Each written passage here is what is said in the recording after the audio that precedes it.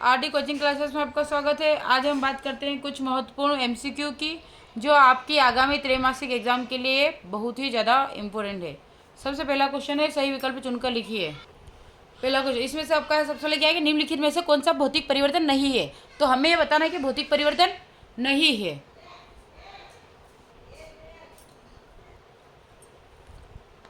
तो सबसे हम देखते हैं कौन सा होगा, क्योंकि उबलते पानी में से जल वाष्प बना, ये तो भौतिक परिवर्तन है। क्योंकि अगर आपको ठंडा कह रहा तो जल वाष्प वापस क्या पानी में बदल जाएगा, या बर्फ का पिघलकर जल बनना। तो बर्फ का पिघलकर जल बनना ये भी एक भौतिक परिवर्तन है, क्योंकि जैसे ही हम बर्फ को वापस फ्रीजर या हिमीकरण करेंगे, जमाएंगे, तो वापस जम जाए तो बर्फ बन जाएगा। या नमक का पानी में घुलना, तो जब नमक का पानी में घुलना और इसे ऊर्ध्वपातन द्वारा या वाष्पीकरण के द्वारा इसको वापस हम क्या कर लेते हैं, ये कर लेते हैं। तो इसीलिए नमक का पानी में घुलना भौतिक परिवर्तन है, उबलते पानी। और इसमें पूछा भौतिक परिवर्तन नहीं है, तो एलपीजी का दहन भौतिक परिवर्तन नहीं है। लेकिन आपको क्वेश्चन अगर लिखना है तो आप कैसे लिखोगे कि भौतिक परिवर्तन कौन कौन से है, क्योंकि नहीं है तो इसकी जगह आज एलपीजी दे दिया, कल से कुछ दूसरा दे दे। तो आपको याद रखना कि भौतिक परिवर्तन कौन कौन से होते हैं, ये होता है, ये होता है, ये होता है, तीनों को लिखना है। क्लियर है। फिर नेक्स्ट क्वेश्चन है, जिन अभिक्रियाओं में ऊष्मा का अवशोषण होता है उन्हें क्या कहते हैं। तो हम ऊष्मा अवशोषण होता है उसे क्या कहते हैं, तो ऊष्माशोषी अभिक्रिया। क्योंकि हम डेफिनेशन पढ़ते तो क्या कहते हैं कि जिन अभिक्रियाओं में ऊष्मा का अवशोषण होता है उन्हें ऊष्माशोषी अभिक्रिया कहते हैं। और ऊष्माक्षेपी भी याद रख लीजिएगा कि जिन अभिक्रियाओं में उत्पाद के साथ साथ ऊष्मा का भी उत्सर्जन होता है उसे ऊष्माक्षेपी अभिक्रिया कहते हैं। क्षेपी मतलब कि ऊर्जा निकली, और शोषी मतलब कि ऊर्जा सोखी। फिर आता निम्नलिखित में से कौन सी एक रासायनिक अभिक्रिया नहीं है। तो इसमें से रासायनिक अभिक्रिया के बारे में पूछा है। तो देखो आपको ये नहीं याद रखना, आप क्योंकि ये बर्फ का पिघलना क्या है, भौतिक परिवर्तन है। तो वहाँ से पूछे रासायनिक परिवर्तन नहीं है, तो भौतिक परिवर्तन जो है रासायनिक परिवर्तन नहीं होगा। तो अब यहाँ से रासायनिक परिवर्तन कौन कौन से होते हैं, तो आपको यहाँ से ये हटा लेना है। तो आप डायरेक्ट आंसर क्या हो जाएगा कि रासायनिक अभिक्रिया या रासायनिक परिवर्तन है।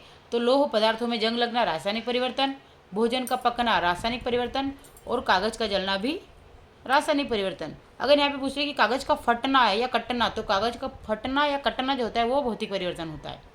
क्लियर है। फिर नेक्स्ट क्वेश्चन है आपका, किसी रासायनिक अभिक्रिया में भाग लेने वाले पदार्थ कहलाते हैं। तो रासायनिक अभिक्रिया में अभिकारक भाग लेते हैं, इसलिए हम बोलते हैं दो या दो से अधिक अभिकारक मिलकर आपस में उत्पाद का निर्माण करते हैं। तो रासायनिक अभिक्रिया में अभिकारक भाग लेते हैं। फिर आता है लंबे समय तक सेवन न करने पर सूखे मेवे सड़ जाते हैं, क्योंकि विकृत गंधिता हो जाती है, यानी कि वो ऑक्सीजन से उनकी रिएक्शन हो जाती है और विकृत गंधित हो जाते हैं। फिर आता है Fe2O3+2Al, फिर Al2O3+2Fe, यानी कि ये किस प्रकार की रिएक्शन है। तो किस प्रकार की रिएक्शन है, तो ये विस्थापन रिएक्शन है। क्यों है, क्योंकि यहाँ से आयरन ऑक्साइड है, तो इसको एल्यूमिनियम जो होगा रिप्लेस करके एल्यूमिनियम इसके साथ रिएक्ट कर लेगा और आयरन को बाहर निकाल देगा। इसलिए किस प्रकार की अभिक्रिया है, तो विस्थापन है, क्योंकि ये यहाँ से यहाँ आएगा तो इसको बाहर निकाल देगा, तो ये यहाँ से विस्थापित हो जाएगा, निकल जाएगा, तो विस्थापन अभिक्रिया। फिर नेक्स्ट क्वेश्चन है, सोने और प्लेटिनम को गलाने वाले अम्ल का नाम। तो एक्वा रेजिया जो होता है सोने और प्लेटिनम को गलाने का काम करता है। निम्न में से कौन सा एक रासायनिक परिवर्तन की विशेषता नहीं है। तो रासायनिक परिवर्तन की विशेषता कौन सी नहीं है, तो आकार में परिवर्तन रासायनिक परिवर्तन की विशेषता नहीं है। लेकिन अब है कौन, तो रंग में परिवर्तन होगा तो रासायनिक परिवर्तन, गैस का उत्सर्जन रासायनिक परिवर्तन, और तापक्रम में परिवर्तन भी रासायनिक परिवर्तन होता है। फिर आता है कैल्शियम ऑक्साइड के जल के साथ अभिक्रिया किस प्रकार की होती है। तो ऊष्माक्षेपी, क्योंकि कैल्शियम ऑक्साइड में जब जल मिलाते हैं तो एक गैस निकलती है, इसलिए क्या बनेगा, ऊष्माक्षेपी अभिक्रिया कहलाएगी। आप थोड़ा सा डीपली ही पढ़ते रहें ताकि आपको अच्छे से कवर होता जाए और आपको कहीं से कहते हो प्रॉब्लम ना आए। यदि मैग्नीशियम रिबन को वायु में दहन किया जाए तो चमकदार श्वेत लोह उत्पन्न होती है।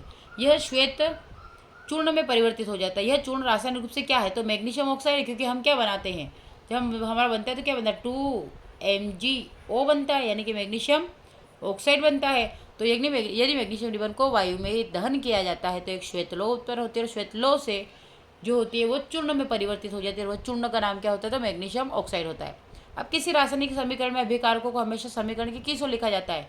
तो रासायनिक अभिक्रिया में अभिकारकों को दाएं और बाएं ओर लिखा जाता है। क्यों, क्योंकि देखो इधर साइड जो होता है वो अभिकारक होते हैं और इधर साइड जो होता है वो उत्पाद होते हैं। तो ये वाला जो हिस्सा है ये बायां कहलाता है, क्या कहलाता है, ये बायां हिस्सा, और ये वाला दायां हिस्सा कहलाता है। क्लियर है। तो इधर वाले से इधर वाला जाना, तो अभिकारक हम इधर अभिकारक लिखते हैं, तो इधर जो अभिकारक लिखते हैं वो बाएं भाग में लिखते हैं, और इधर जो लिखते हैं दायां भाग होगा।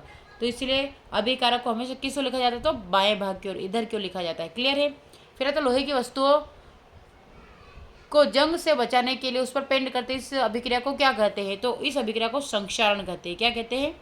संक्षारण कहते हैं, क्योंकि लोहे की वस्तु को जंग से बचाने उस पर पेंट करते इस अभिक्रिया को क्या कहते हैं? संक्षारण कहते हैं। संक्षारण यानी कि उसको संक्षारित होने से बचाने के लिए हम पेंट करते हैं। तो आज के लेक्चर में हमने चैप्टर फर्स्ट से त्रैमासिक का जो फर्स्ट चैप्टर है आपका रासायनिक अभिक्रिया के बारे में स्टडी किए।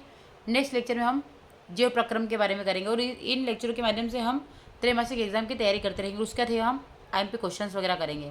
Thank you for watching. और अगर चैनल अच्छा लगता है, लेक्चर अच्छा लगता है तो लाइक करें, शेयर करें, सब्सक्राइब करें। Thank you for watching.